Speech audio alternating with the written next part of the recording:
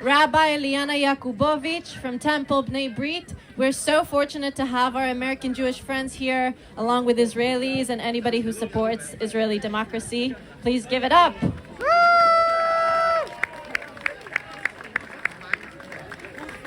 היי everyone, רציתי לשיר איתכם שיר שלמדתי מהאחיין שלי בתל אביב, שלימדו אותם לפני שבועיים, ואני חושבת שאתם מכירים אותו, אז אולי תשירו יחד. למדינה שלי שלוש רשויות למדינה שלי, לולא היו לה שלוש רשויות לא הייתה זאת המדינה שלי. Yay! If you don't speak Hebrew, we basically saying, my country has 3 branches. My government has 3 branches. If it did not have 3 branches, it wouldn't have been my government.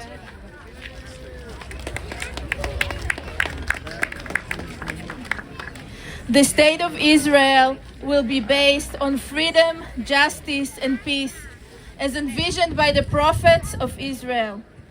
It will ensure complete equality of social and political rights to all its inhabitants, irrespective of religion, race, or sex. It will guarantee freedom of religion, conscience, language, education, and culture. That's from our Declaration of Independence. Good afternoon. I am Rabbi Eliana Jacobowitz. I am the rabbi of Temple Bnei Brit in Somerville. I am Israeli born and raised, 2nd generation Tel Avivian. Grew up in a secular household that is still kind of stunned that I became a rabbi.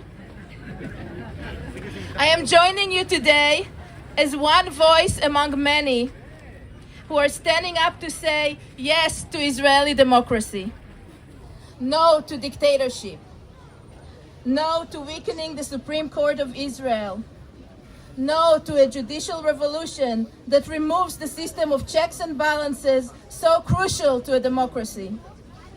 No to legislation that hurts the many to protect the personal interests of the one person.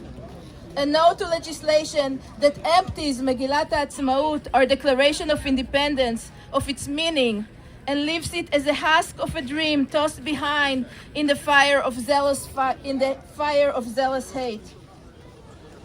Here in Boston, we have a unique organization, the Massachusetts Board of Rabbis. It's a rabbinic organization where rabbis of different denominations and varying points of views come together to support each other and our communities. A month ago, the Mass Board of Rabbis Executive Committee took an unprecedented step and wrote a statement on Israeli democracy. This is the first time ever that this organization has issued a statement like this. A statement that recognizes and highlights the urgency of the moment. A statement that calls to engage with and support Israelis who are pushing back against the judicial overhaul plan. I hope this call will be heeded by our American Jewish brothers and sisters. And I hope we find a way to let them know how crucial their support is to us at this particular moment in time, and how grateful we are for having them stand with us. Because nearly everyone I know in Israel is secular, and because I am a rabbi, I have been asked whether I think it is even possible for a country to be both Jewish and democratic. I'd like to address this briefly. I do believe Israel can be both Jewish and democratic. I am not at all sure that it can be a Jewish democracy as long as we understand Jewish the way we see in Chavara and the way it's seen in the Knesset today. When the authors of the Declaration of Independence say Medina Yehudit, and when they say freedom, justice, and peace as envisioned by the prophets of Israel, they are not saying 2 separate things. They are saying one. This is the Jewish state that is compatible with democracy. One that places social justice above ritual observance. One that acknowledges that the strength of Israel, Tzur Israel, are the people of Israel. All of them, not just the Jewish ones, not just the straight ones, not just the Likud voter ones. All of them. This is what being Jewish means according to our founders.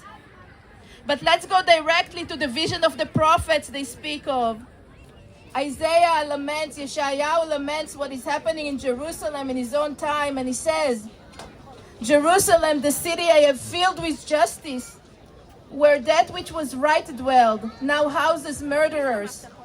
Mishpat tzedek yalin ba ve'ata meratzchim. Your ministers are rebellious and friends of thieves. They each love bribery and pursue payments. They do not render justice. Sarecha sorerim v'chavre ganavim. Kulam ohavei shochad v'rodfei shalmonim. Isaiah goes on to describe how the needs of minorities and the most vulnerable groups in the population are being trumped by the wants of the wealthy and the powerful. And I must ask myself, and I must ask you, how different is the state of things from what we see at the seat of our government in Israel today? Our Supreme Court, a seat of justice, is being threatened by those who do not shy from calling for murder. Our Prime Minister is a friend of thieves, accused of bribery and pursuing payments. Our current government does not render justice, but rather seeks to further limit the rights of minorities, to further focus its legislation on the desires of its own members instead of serving the interests and needs of all Israelis. And it does it all under the guise of Judaism. But let me tell you, this is not the Judaism of the prophets, it is not the Judaism of the Declaration of Independence, and it is not our Judaism. It is not...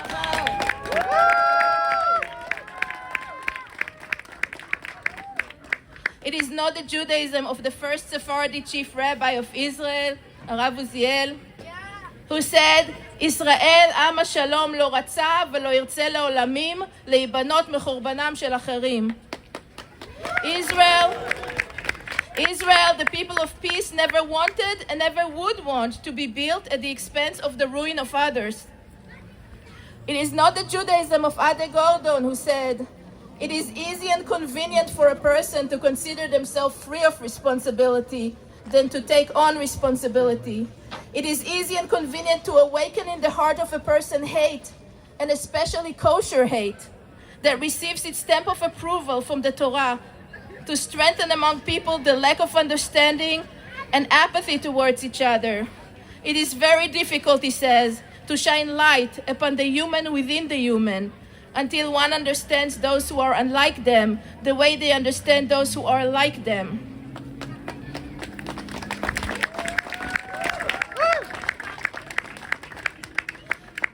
קל מאוד ונוח מאוד לעורר בקרב האדם רגע של שנאה, ובפרט של שנאה כשרה שיש לה הכשר מן התורה. לחזק בבני אדם אי הבנה הדדית וטמטום הדדי. קשה מאוד להאיר באדם את האדם, עד כדי שתבין את הרחוק כמו את הקרוב. But this is the task that's in front of us. On the best of days, we are still falling short of the call of our founders to ensure equality for everyone in Israel. On the best of days, we are still falling short on providing equal rights to our Arab citizens, the LGBTQ community, Israelis with disabilities, people with different skin color than ours.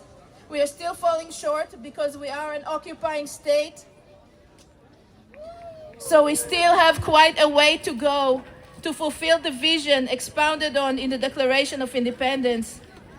But right now, we are not even on a trajectory towards that type of future. We are heading in the opposite direction, widening the gap between the vision and reality. We are quickly sliding that slippery slope towards disaster. We are losing the soul of our nation. And we cannot afford to lose the soul of our nation. We cannot afford to lose our hope, because Israel needs us and we need Israel.